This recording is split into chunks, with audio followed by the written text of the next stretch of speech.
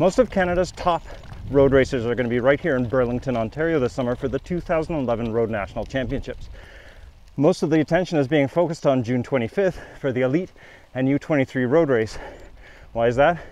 Because the course takes in the notorious Rattlesnake Point climb, one of the toughest climbs in the country. My name's Randell with Team SpiderTech powered by C10. The main feature of the Nationals course this year is a fairly steep climb up Appleby Road to the Rattlesnake Conservation Area. The worst part of the climb is a Category 4 climb, 111 meters of elevation gain in approximately 600 meters of distance traveled.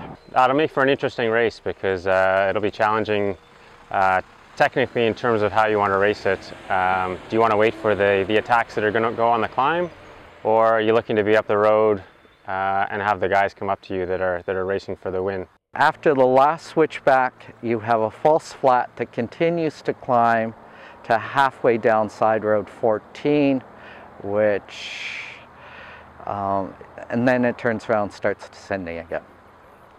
And then the descent goes from Sideroad 14 down Bell School Line, and it's in rollers. The type of rollers that you used to love to ride when in your dad's car, in your mom's car, and feel your stomach go out through your, lift through your throat. That's how you're doing on a bicycle. The key challenge there is to keep your rear wheel down, or else you're airborne. Speeds in descent have been clocked at an excess of 80 kilometers an hour.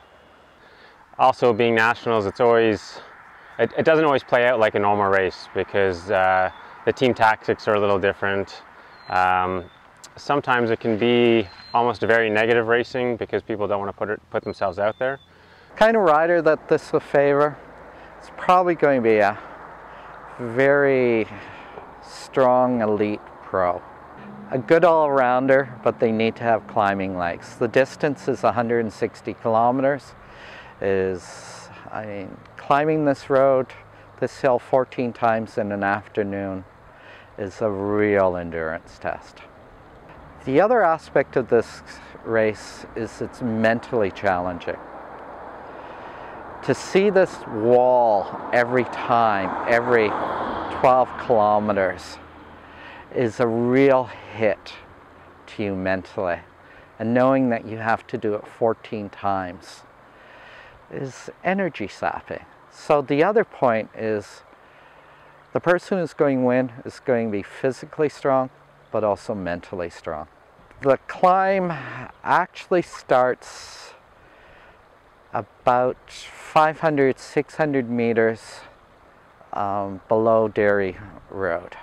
You start with a false flat, you come up to an old shoreline of a lake, so you get a short little bump, gets you up, and then you start the climb itself. Although the hill isn't extremely long in the perspective of somebody from British Columbia, it's about 2 kilometers from when it stops being a false flat to when it starts descending again. The climb will be a spot where people can really show their strength, and if you show it too early on in the race, it could be a problem, and we'll see how that plays out. Who's going to win it? It's a good question. Is it going to be like St. George de Beauce, where somebody took off and the peloton says, well, they'll never survive, and they forget about them? Or is it going to be like has typically happened here, the person who can climb best and recover best? In Burlington, Ontario, I'm Kris Westwood.